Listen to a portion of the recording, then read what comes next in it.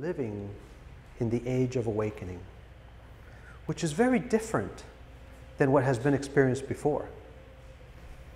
What does it mean to awaken? It means to open your eyes and be very conscious about what's going on in humanity at this very moment. Who can deny all these earthquakes and changes in the weather, upheavals in the government? What's really interesting is that there is an uprising in almost every single country in the world right now. That's never really happened, where all of the governments at all levels, dictatorships to democracies, are experiencing this huge awakening. And there seems to be an interesting request that the planet is making of humanity. And there's also this change in perception that we're making about each other. The three big areas I'm very, very interested in at this very moment are free energy, healing technology for our bodies, and something that I call cosmic awareness. This is that connection to what's going on off-world, outside of Earth, in our solar system, in our galaxy, and in our universe. What if we started at every step assuming that there was free energy technology? That means that we had the capability to power our cars, our homes, our transportation from thin air. Not that it doesn't cost any money, but that it's available to us infinitely. So I've done firsthand research, met with developers and scientists, and seen technology with these eyes of inverse gravity, levitating platforms, craft that are flying in our atmosphere, doing all kinds of maneuvers. That's not running on diesel or nuclear power. That space shuttle is a tin can compared to what's out there. I've also researched healing technology for our bodies that talks to our DNA, that makes cancer an irrelevant issue. There's cures for AIDS right now that's being denied to us. So I can't just stand by as a researcher, as a conscious scientist, as an educator and say, let the powers that be have that and we'll get it when we get it. I've also been in touch with extraterrestrial individuals from various star systems. I have been able to encounter them through meditation, through dreams, in person, in sightings, right here, like this. So imagine going back to your everyday life, having these experiences, and having a way to communicate them, right? Suddenly, when I saw that, I see that we are asleep. We really are. Do you feel that? The general population, and I know I'm preaching to the choir here. So that's part of that awakening. And part of what I would like to do is share that message. And now these videos are starting to be seen all over the world. I have 60,000 views on some of the messages that I've been posting. And I get emails from the Netherlands, requests from Germany. What is happening? So that's part of what we're going to unfold today. We've been living in this world of weapons of mass destruction. And that permeates every single aspect of our lives. Our dependence on oil is based on that weapons of mass destruction. Everything about our clothing, our food, our educational system, our transportation, energy, medicine is based on weaponized technology. We have to accept that it's time to shift. I'm not asking any longer of the leaders, the decision makers, the teachers. Weapons of mass destruction are existent in the way we look at energy. Internal combustion is based on separation, on forcing energy out of the molecules. The same for healing. Our medical system is a weapon of destruction. It is based on how can we keep alive as long as we can and keep paying for services. So none of this is new. What is new is how can we start getting those gatekeepers to budge? How do we tip the scales? Don't you guys think it's time to tip the scales a little bit toward the light? So what are the geniuses doing right now? Geniuses like me who understand this technology intimately, who understand that this is real. The first step in this engines of mass creation, which is the move away from weapons of mass destruction, is to understand the concept of creation, creativity. Right now when moms hear their kids say, "Mom, I want to be an artist, I want to be a dancer, a musician," most parents say, "Oh, no, you're going to be starving. You better become a doctor or a lawyer, right? Or an engineer." What if the next stage in humanity is based on understanding creativity, the process that turns on our imagination to go from a thought to something we can hold in our hand, to something we can touch? Because as an architect, as a designer, I know that everything began with a thought. This planet began with a thought. This universe began with an idea. The seed to engines of mass creation is an understanding what nature is doing, how the earth, the energy, the communication. So the first thing in 20 years of my research that I really tapped into is the intelligence behind creativity. There is an innate database, a divine plan behind everything that we see in nature. So when I am in the labs talking to organizations like General Electric Aerospace or Microsoft, I look for a connection to divine intelligence, to creativity, to spirituality. To me, it's no longer whether we're going to mix science and engineering and our belief systems. It's already there at the highest level. So when I meet with what I would consider the living Nikola Teslas of the world, when I meet with healers, they are connected to the act of creation. There is no separation at all between their passion, their excitement, their intimate knowledge, and the things that they build. So for us to have universities, for us to have a school system that does not want to look at spirituality at some level, if we are asking our religious leaders to share what's written in the Bible or in the Quran or in the Torah or any scripture that they follow, I also push them to look at science, to bridge the gap. Because in order for us to create intelligent computers that have natural intelligence, not artificial intelligence, we have to address consciousness.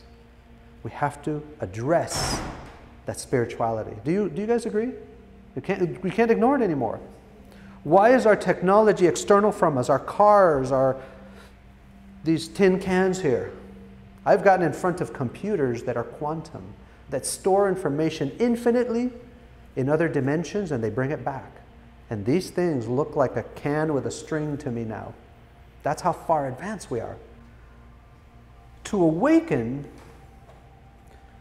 is to see that nothing is like we were taught it is. This body that we're looking at, that we feel is physical, is not what it seems. You've heard about the chakra systems and the Kundalini and meditation and the Merkaba fields, right? Wouldn't it be interesting if we could see that? If we could measure that? So there's an entire field of what's called biomorphics that studies how to measure everything that comes off the body, your heart rate, your blood pressure, right? Then there's another group of people who study what's called the light body, the body that's on the surface of our physical body. And there's layers to it. And there's energy that our body gives off that can be measured as far as 20 feet away. That means that when you step into a room, you're interacting with individuals ahead of when this physical body walks in. Have you guys ever been in a movie theater? You walk in or in a public space and something just pisses you off, you don't know what it is? Somebody else's energy just intercepts yours? Part of this awakening is to recognize all of these things that are going on and develop a way to have a language and a dialogue about it. So when I speak with architects and engineers, I snap them into that awakening state. So we are all conscious with a new vocabulary. From the research that I've encountered, is that this body is an expression of our thoughts as much as this physical reality. But not just the thoughts and the ideas that are resident in what you think is right here in your head. We are living in a dimension that is mixed with other dimensions infinitely. You've heard about fourth and fifth dimension and 11 multiverse, all of that, right? What is being found at the particle accelerators in Geneva is that the dimensions are infinite and they're right here. There is no yesterday, today, tomorrow, 3D, 4D. It's all right here. And you can tune into them like a radio. So we've been able to measure particles and tissue and move it from one space to another through teleportation, just like in science fiction. How would you feel if you could teleport across the world instantly without feeling it?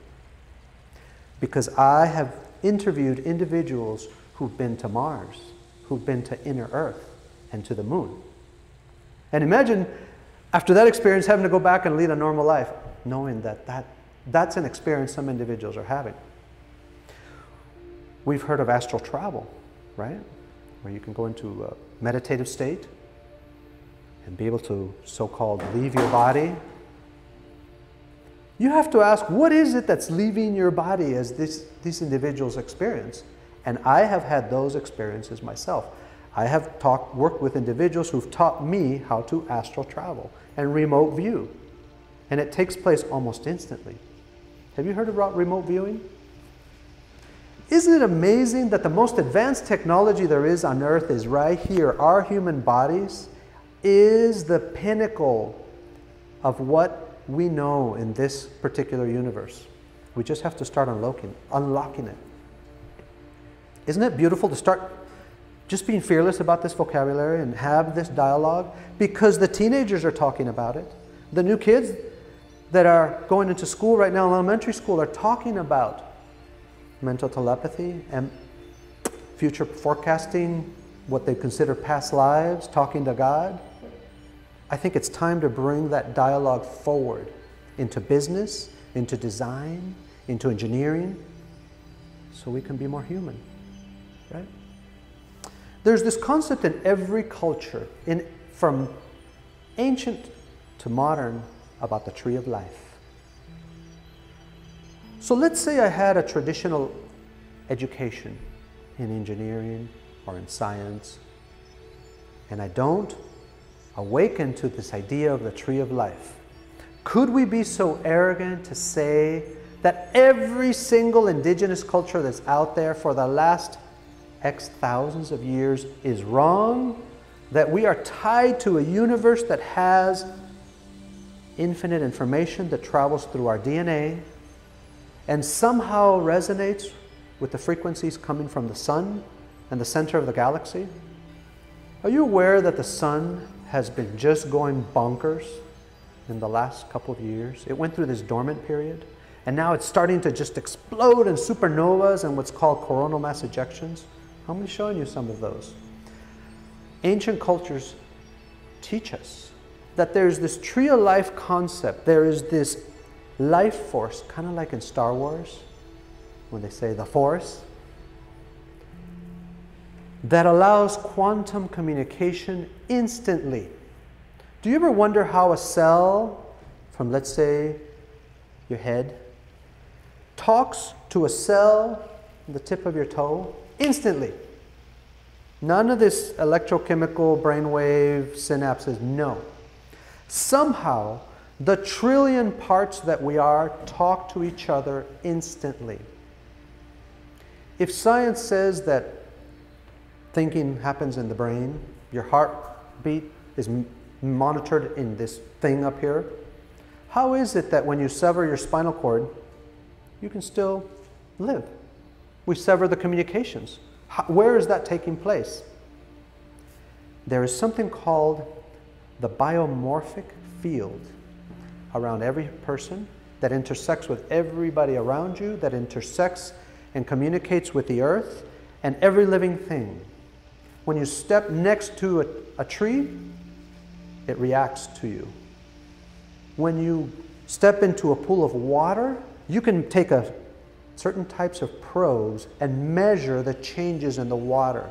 Your body, your existence affects reality. And I'll tell you where scientists are having a hard time right now. And that is the understanding that when we study matter and light, it changes just by looking at it. And that's been around for a while, but now it's coming back, that understanding. And geneticists with the Human Genome Project are tapping into this tree of life. Don't you think it's time to just unfold that? Yeah, I think it is. Because for us to understand this free energy concept and healing, it is important to step back for a moment and understand this vocabulary, because it's going to be in the tool set. And the extraterrestrial intelligences that I communicate with are talking about this. In order for us to clean up our planet, in order for us to have energy to power everything, and to heal our bodies, and to have access to what's out there in the universe, we have this learning curve, and that's part of why I'm here. In quantum vocabulary, there are two terms that are very interesting. One is called entanglement, and the other one is called superposition. Entanglement means that one particle could be in one place, and another particle of matter could be in another place, and they communicate instantly across time and space. Doesn't matter if they're on the opposite side of the world or the opposite side of the solar system. Humans have entanglement. One simple example is when you have children, something happens to your child, you feel it, right? You feel it when it happens to your relatives. The other one is called superposition. That means we can be in multiple places at the same time. These two aspects are interesting because something is happening in our brainwaves in this new generation, in this new energy. You're familiar with synapses in the brain, right? Two pieces of tissue, they send electrochemical signals between them, right? Something interesting is happening in science. There seems to have arisen a third component to that. It seems like our communication goes to this quantum area, the other dimension, and it comes back to connect to synapses. So no longer are we disconnected and have brain functioning. It seems like what might be seen as thoughts are going away somewhere and coming back to us instantly. It's something it's new, we're just measuring it. We don't know yet. So how would it be if our thoughts were not local to our bodies? I heard something funny that says, you don't have to believe what you think. You ever heard that one? Yeah? Your thoughts are not your own. You can tune in and out of thoughts. And that's why we see scientists that have an idea in one part of the world, working in secret labs, and then scientists in another part of the world have the same idea. That 100th monkey thing is now multiplied by 7 billion. So by us having this conversation today of free energy, healing, and the realities is resonating in other places. So I behave every day like I believe in these things, and my design reflects it. Which is different to say that it's going to be, all these ideas are on the edge over here, parapsychology and fringe science, but we're not going to talk about it in meetings, or we're not going to listen to people with these crazy ideas. I've heard this concept where if you hold an idea in your mind for 90 days or more, it has a stick-to-itiveness where it's with you forever. It's been measured, and it's very real. The second step in this engines of mass creation process is the activation. Once you know this stuff is real and you get yourself to believe it, it's kind of like when you talk to kids about sex And there's certain things you're not able to say, or we're not going to talk about that part of the body or that aspect of sex because you're not comfortable with it. Imagine parents today and teachers talking to kids about subjects that you can't deal with. Could you deal with astral travel or the aspect of communicating with aliens? Because kids, they're already there. The technology, the movies are already in that language.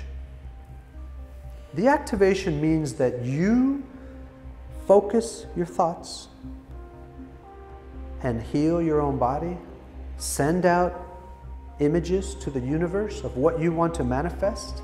It's practicing that whole law of attraction thing, but in a whole new way. There's a field called theta healing. Have you heard about that? Where you can send a remote healing to somebody in the universe. Doesn't that even have to be Earth. You know when you say a prayer for somebody or have a good thought, how does that energy know where it's supposed to go? You ever thought about that? Like if you're sending somebody well wishes. Here's what's happening in science. It seems like that each one of us has a particular signature name, like a vibration. And the entire world knows it.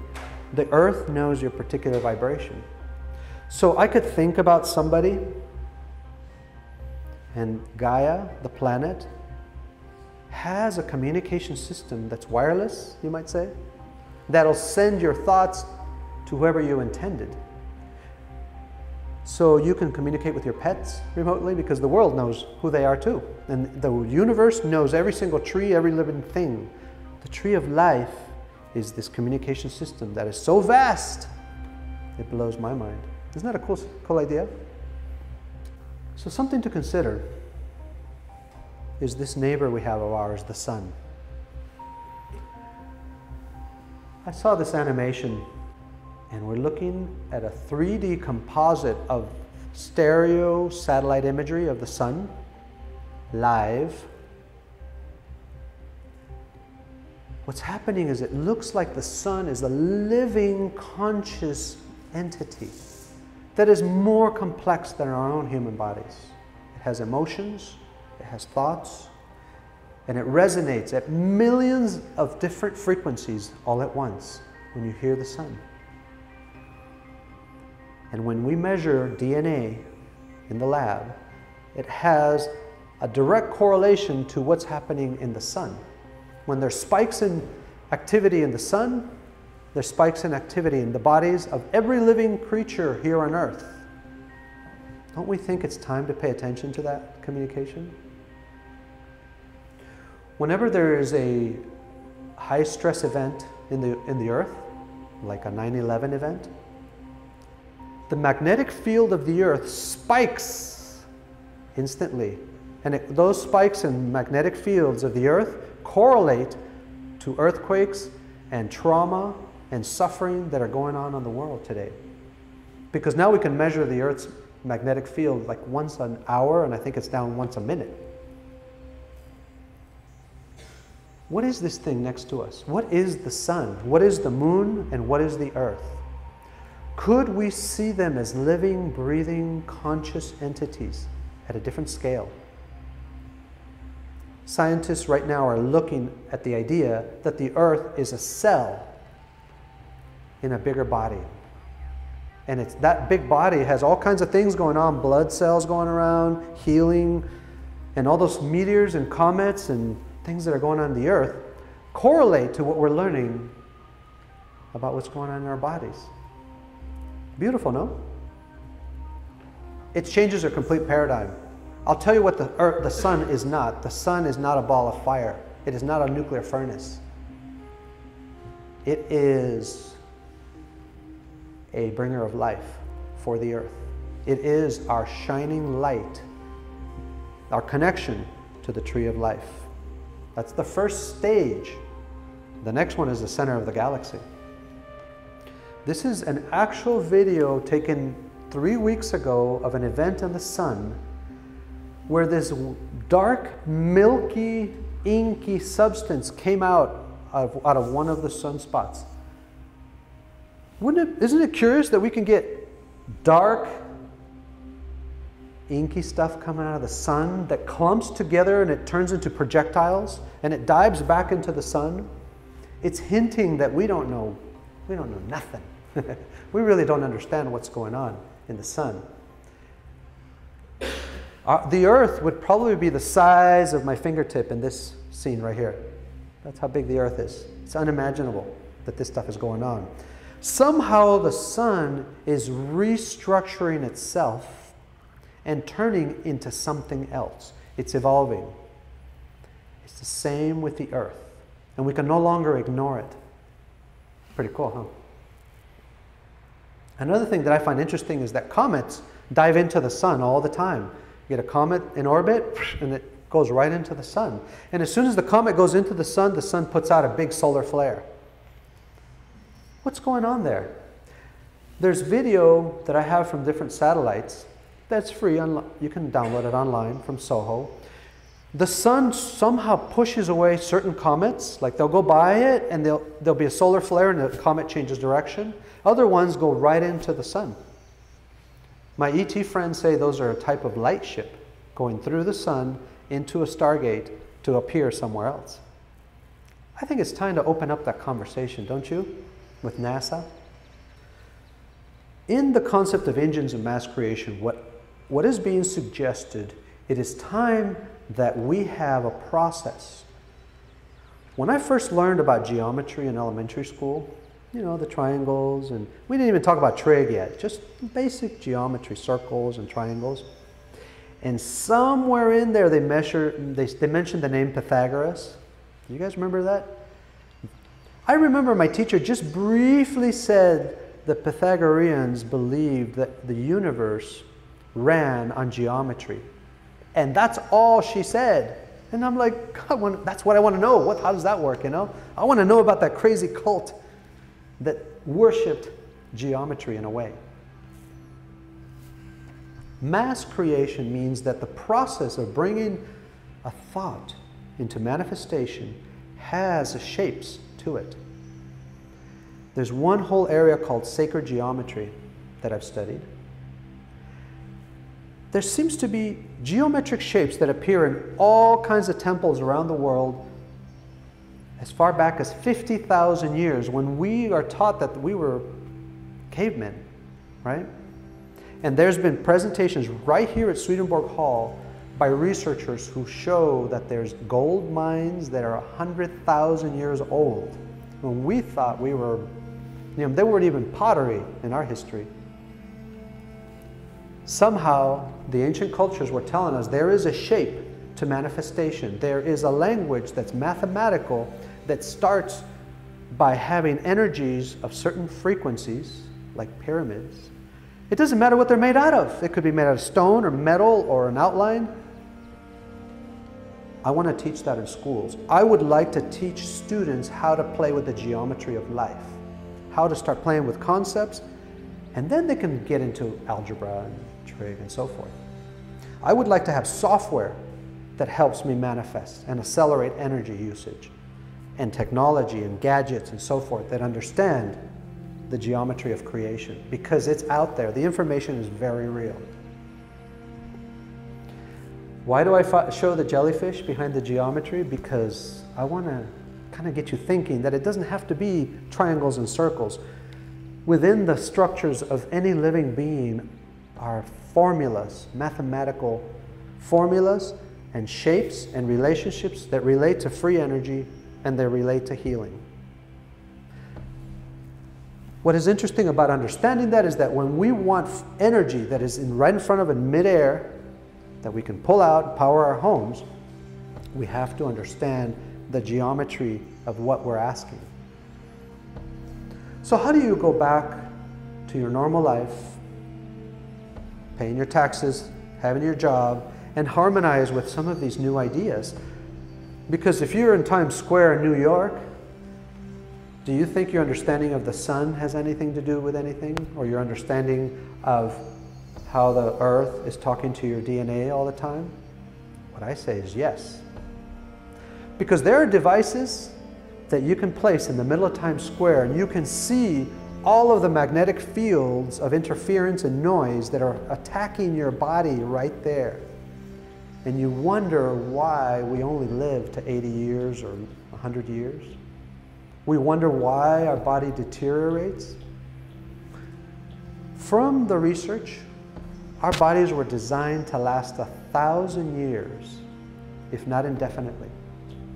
Imagine going to medical school in Harvard and studying that that is the natural paradigm of humanity, 1,000-year body. What would it take to align our planet, our atmosphere, so we can again have that option if we want to? Because what you see in history, sometimes it's biblical or religious, individuals were living hundreds of years, and we have the science that that is real. The second aspect of engines of mass creation is learning how to every day, no matter what you're doing, to project energy out. As soon as I step into a room, I visualize that I'm projecting energy out in my light sphere, which soon we'll be able to see, by the way, the energy that you're putting out.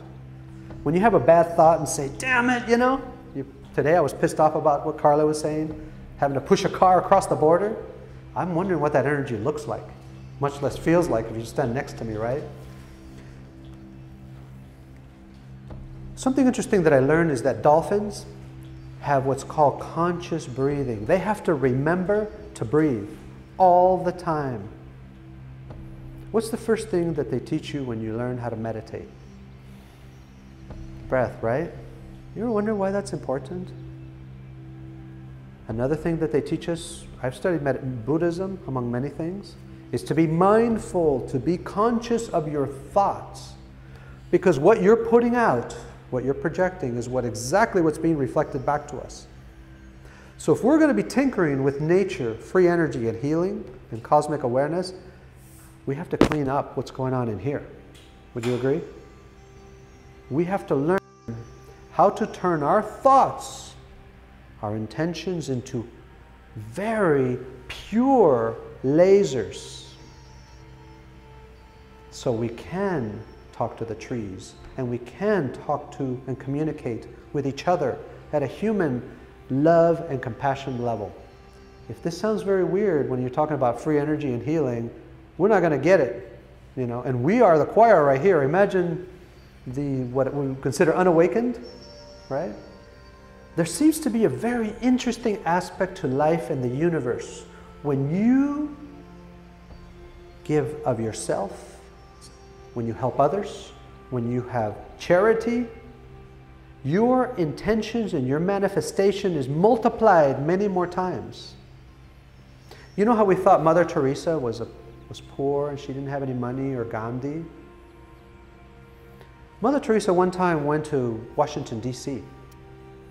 And while they were driving her through the Capitol, she saw this one empty building near the Capitol building that she said, oh, that would be a good place for an AIDS clinic, which back then they weren't that many. And they said, no, you probably can't put an AIDS clinic in Washington, D.C. near the Capitol. It's too expensive. It'll cost $1 million. But she said, okay. 6 months later, AIDS clinic, downtown Washington, D.C. Mother Teresa was playing with something. She wasn't poor.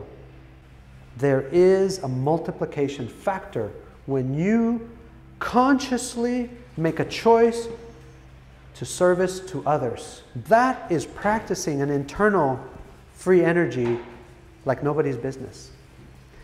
You might have a little compassion for the powers that be that are service to self, the greed and corruption.